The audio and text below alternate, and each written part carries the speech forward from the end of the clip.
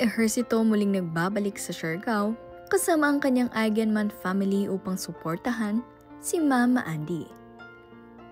Bago ang lahat, huwag niyong kalimutang mag-subscribe at pindutin ang notification bell para maging updated sa ating mga susunod na video. Ibinahagi ng kapatid ni Andy na si Stevie Eigenman na nandirito na sila ngayon sa Siargao. At kasama nga niya sina Lola Rosemary Hill at Lolo Eddie Mesa. Bukod nga kay Ate Ellie, ay excited na itong sina Lilo at Baby Koa. At ayan na nga, namasyal sila agad kasama si Mama Andy. Excited nga rin itong si Lola Rosemary Hill na makapag-bonding sa mga bata. Ito ngang si Lilo ay kikay na kikay rin dahil kasama niya nga ngayon ang kanyang tita Stevie. Lagi kasi niya itong inaayusan. At tuwang-tuwa nga itong si tita Stevie kapag naaayusan niya itong si Lilo. Makikita nyo nga rin na nag-e-enjoy ang mga bata kasama ang kanilang Eigenman family ngayon dito sa Siargao.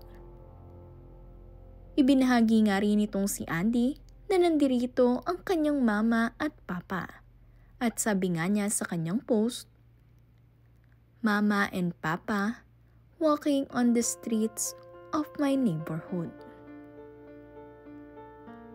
Marami nga rin ang nakapansin sa video na ibinahagi ni Stevie Eigenman na dalagang-dalaga na itong si Ate Ellie. At sa video nga rin ay makikita nyo na naglalagay siya ng lip gloss. Marami ngang nagsasabi na kamukhang kamukha talaga nitong si Mama Andy noong kabataan niya, itong si Ate Ellie. Napakagandang bata.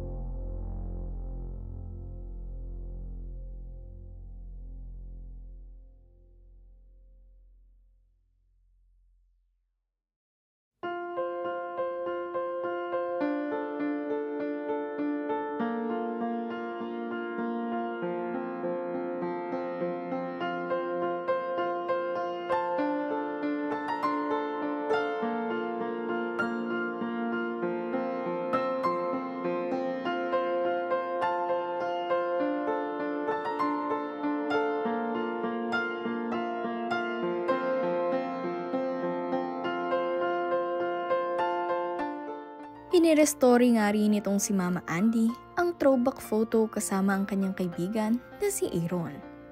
At sinabi nga niya, na tara na dito sa Apam Bridge. Tayo mag-fishball.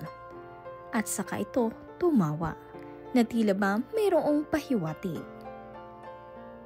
Sa issue nga kasi nila ngayon ni Papa Pilmar ay napakaraming mga netizens ang nakasubaybay ngayon sa kanila. Dahil iniisip nga rin ng kanilang mga fans at supporters itong sina Lilo at Koa. Gayong mga bata pa nga ang dalawang ito.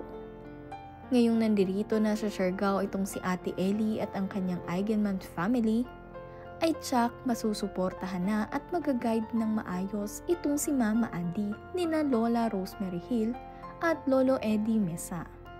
Gayon din itong si Tita Stevie na makakatulong niya sa pagbabantay sa mga bata. Gayong itong naman si Ate Ellie ay malaki na at nakakatuwang na rin niya sa pagbabantay kina Lilo at Kowa.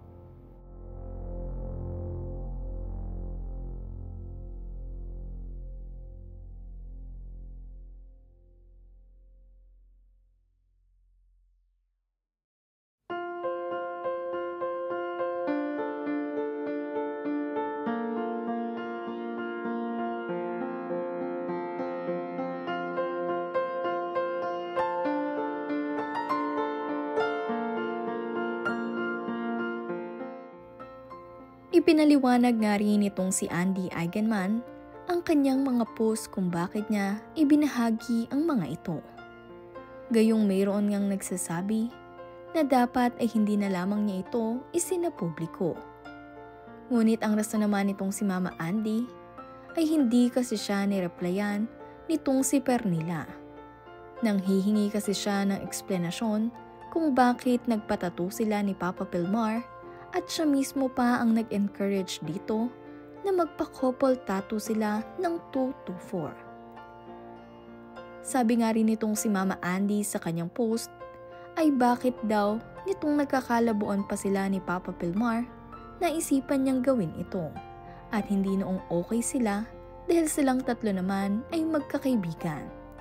Kaya naman itong si Mama Andy ay feeling secured nga at wala namang ibang nararamdaman tungkol dito kay Pernilla.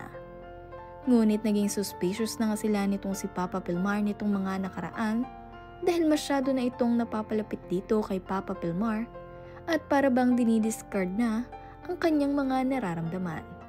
Kahit itong si Mama Andy ay medyo may selos na rin na nararamdaman at kakaibang nararamdaman sa kanyang mga ikinikilos. Sinabi nga rin itong si Mama Andy sa kanyang huling post na si Papa Pilmar ay kanyang pamilya.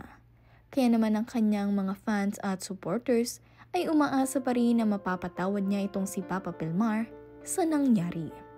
At mukhang bumabawi na nga rin itong si Papa Pilmar dahil ipinatanggal na niya ang tattoo na ito.